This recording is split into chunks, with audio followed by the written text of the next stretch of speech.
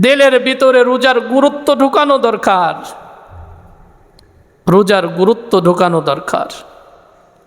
তামাশা করার জন্য রমজানের রোজা দেন নাই, শুধু ঈদ উদযাপনের নাম রোজা না, ঈদ পালনের নাম রোজা না, দামি দামি জামা কাপড় কেনার নাম, মার্কেট করার নাম রোজা না। মার্কেট দ্বারা রোজা দামি হয় না, ভালো ভালো খাবারের দ্বারা রোজা দামি হয় না। রোজা দামি হয় তাকওয়ার দ্বারা, রোজা দামি হয় ইবাদতের দ্বারা, রোজা দামি হয় জিকিরের দ্বারা, রোজা দামি হয় কোরআন তেলাওয়াতের দ্বারা, রোজা দামি হয় সিজদার দ্বারা। সেজদা নাই, দামি দামি মার্কেট আছে, সেজদা নাই, ভালো ভালো খাবার আছে। আল্লাহ ওই খাবার দেখবে না, আল্লাহ তোমার সেজদা দেখবে, আল্লাহ তোমার রুকু দেখবে, আল্লাহ তোমার তাহাজ্জুদ দেখবে, আল্লাহ তোমার ফজর দেখবে, তোমার জোহর দেখবে, আসর দেখবে, মাগরিব দেখবে, তোমার তারাবি দেখবে, তোমার এশা দেখবে, তোমার সিয়াম সাধনা দেখবে।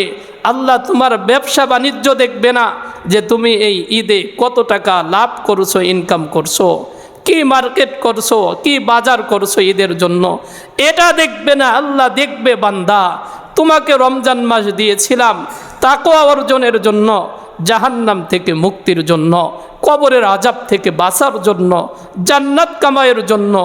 এটা কতটুকুই তুমি সফলতা অর্জন করছো, এটা আল্লাহ দেখবে। যদি তুমি না পারো, সফল যদি না হও, যদি তুমি ব্যর্থ হয়ে যাও, রমজান মাসে কোনো মুসলমান যদি ব্যর্থ হয়ে যায়, কোনো মুসলমান যদি ব্যর্থ হয়ে যায় রমজানে, কোনো মুসলমান যদি ব্যর্থ হয়ে যায় রমজানে, জিবরাইল বলেন, আল্লাহর হাবিব আপনি আমিন বলেন, আপনার যে উম্মত রমজানে ব্যর্থ হয়ে গেল, আপনার যেই উম্মত রমজানে ব্যর্থ হয়ে গেল, গুনাহ মাফ করাইতে পারল না, ব্যর্থ, জাহান্নাম থেকে মুক্তির ঘোষণা নিতে পারল না, ব্যর্থ, জান্নাতে যাওয়ার ঘোষণা নিতে পারল না, ব্যর্থ হলো আপনার যেই উম্মত, আপনি তার ব্যাপারে আমিন বলেন। আমি দোয়া করতেছি সে যেন ক্ষতিগ্রস্ত হয়ে যায়, নবীজি বলেন আমিন। ধ্বংস ওই মুসলমানের জন্য যে নামে মুসলমান রমজানে চার দোকানে পর্দার আড়ালে বসে বসে খায়, বদনসিব ওর জন্য। যেই মায়ের সন্তান এমন করে, ওই মার কপালটা বড় পোড়া, ওই বাবা বড় হতভাগা বাবা। যেই বাবা মার ঔরসে জন্মগ্রহণ করে, তার সন্তানগুলো রমজানে দিনের বেলায় সুস্থ থাকা অবস্থায় খায়, রোজা রাখে না, ওই মা বাবা বড় কপাল পুরা মা বাবা। এমন সন্তান গর্ভে ধারণ করেছিল, এমন সন্তানকে 2 বছর দুধ পান করাইছে মা, নিজের রক্ত পানি করা দুধ। সেই সন্তান বড় হওয়ার পরে রোজা রেখে মা বাবার জন্য দোয়া করবে তো দূরের কথা, বরঞ্চ রোজাকে নাপাক করে নষ্ট করে জাহান্নাম কামাই করতেছে। যেই মা বাবার সন্তানগুলো রোজা রাখে, ইফতারের সময় হাত উঠায়, যেই মা বাবার সন্তানগুলো রোজা রেখে ইফতারের সময় হাত উঠায়, মা বাবার জন্য দোয়া করে, এই মা বাবা বড় ভাগ্যবান। তারাবি নামাজ আদায়ের পরে হাত উঠায় মা বাবার জন্য যেই সন্তানগুলো দোয়া করে, ওই মা বাবা বড় ভাগ্যবান মা বাবা। সাহারির সময় সাহারি খায়, তাহাজ্জুদ পড়ে, 2 ফোঁটা চোখের পানি ঝরায়া মা বাবার জন্য দোয়া করে, ওই মা বাবা বড় ভাগ্যবান মা বাবা। জিন্দিগি গড়ি ভাই, জিন্দিগি গড়ি, সময় কিন্তু বেশি নাই। প্রতিদিনই মাইকের আওয়াজ আসতেছে, প্রতিদিনই মাইকের আওয়াজ আসতেছে, কেউ না কেউ মারা যাইতেছে। এই কয়েকদিনের ভিতরে কত মাইকের আওয়াজ আমাদের কানে আসছে। আপনি এখনো পরিবর্তন হন না, আমি কেন এখনো শুধরাই না? আমার আওয়াজটা কখন যেন মাইক থেকে বের হয়, আমার আওয়াজ যে কোনো মুহূর্তে বের হতে পারে যে হুজুর আর মনে হয় নাই। পরিবর্তন কেন হয় না? আর কবে পরিবর্তন হব? আর কবে ভালো হবেন? আর কবে রোজা রাখবেন? সময় ফুরে গেলে আফসোস করে কিন্তু কাম হবে না, কোনো কাজ হবে না, কোনো লাভ হবে না। আল্লাহ তাআলার কাছে সময় চাইলে সময় আর পাওয়া যাবে না। যতই চান কোনো সুযোগ দেওয়া হবে না। যারা আজ রোজা রাখে না, যারা তারাবি আদায় করে না, যারা নামাজের হেফাজত করে না, এই মানুষগুলোর কাছে মৃত্যুর ফেরেশতা আসবে। আসলে এই মানুষগুলো বলবে, আল্লাহ একটু সময় দেন। কিছুক্ষণ আগে আজান হয়েছে, মসজিদে আসে নাই, মালাকুল মউত আসছে, তো এবার বলে একটু সময় দেন, নামাজটা পড়ে আসি, একটু সময় দেন। ব্যবসায়ীকে রমজান মাস, বেচা কিনার ভিড়, বলেন নামাজের কথা, বলবে ব্যস্ত আছি। ওই অবস্থায় যদি মালাকুল মউত আসে বলবে একটু সময় দেন। দুনিয়ার ঝামেলার কারণে নামাজ পড়ি নাই, নামাজটা পড়ে নেই, দেন একটু সুযোগ। আল্লাহ বলেছেন রব্বির জিউন, এরা শুধু বলবে একটু সুযোগ দেন না।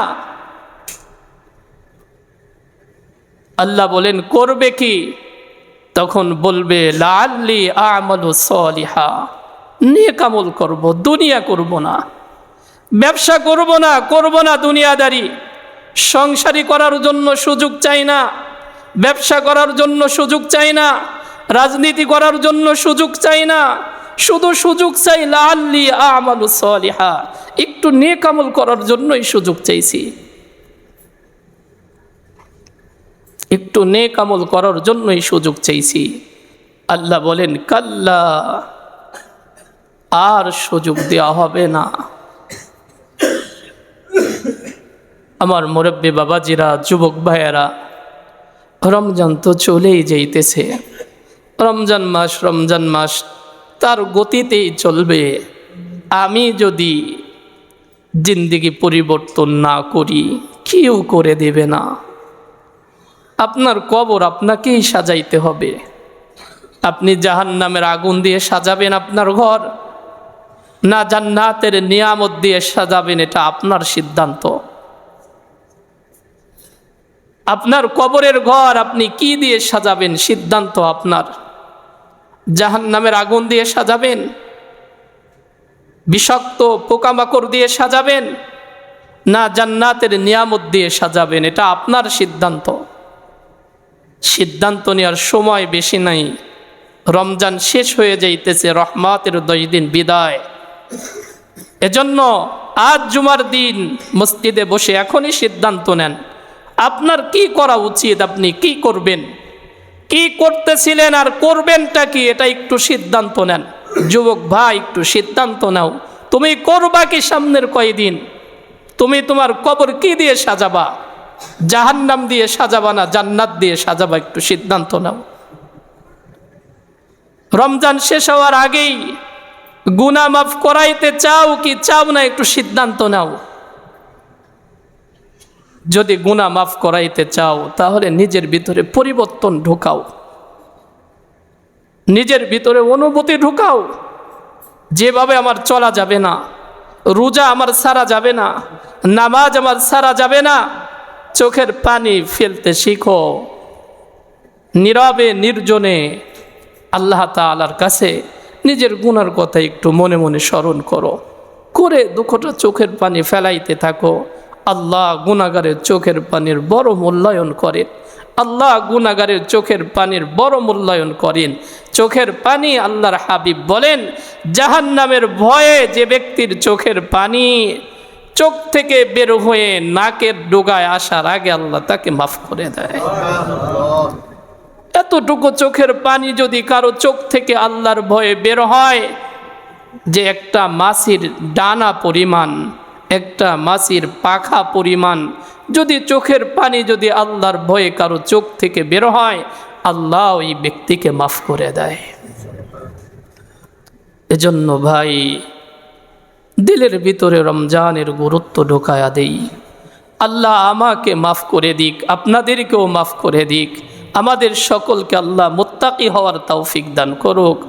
দুনিয়ার থেকেই জাহান্নাম থেকে মুক্তির এক ঘোষণা, জান্নাতে যাওয়ার এক পরোয়ানা নিয়ে কবরে যাওয়ার তৌফিক দান করুক।